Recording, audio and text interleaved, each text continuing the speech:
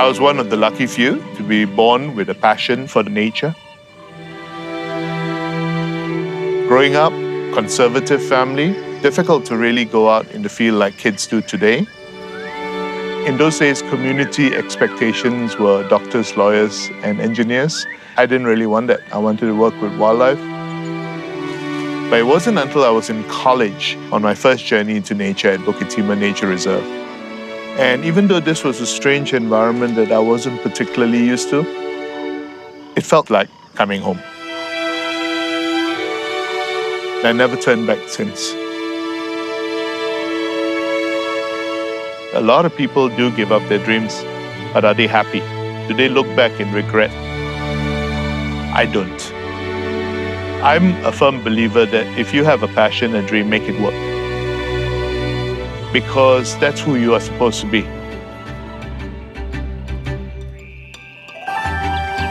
Nature is not fully understood, so we tend to treat nature as more of a recreation area rather than a preservation of biodiversity and conservation. But you know, for me, this is hope. I was born here, I'm a Singaporean. I want to make it work here. It's a delicate balance. We need to preserve every little bit of green we can to preserve the biodiversity that remains within. When I started nature tours, it was because of a passion. And one of the things I enjoyed the most was showing people the things that I love. Okay, listen everyone, you can hear a beautiful bird song and reliving every encounter through the eyes of someone else. We started a group to study wildlife, to collect data that would go into management policies and conservation work.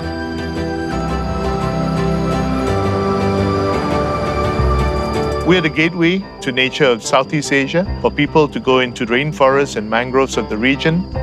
Examples of these sort of habitats that people can easily visit, highly accessible, and today we have these boardwalks that make it very easy for people to go and enjoy nature. Singapore managed to retain many nature areas like Sungai Buloh.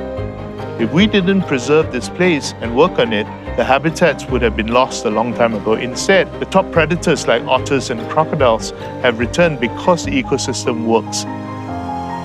In fact, Sungai Buloh is now probably the last remaining main refueling site for migratory shorebirds in Singapore, which showcases how valuable this place is.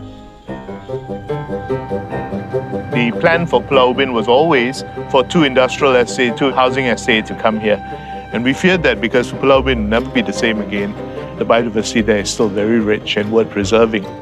So I think it's a wonderful thing that Ubin's preserved now.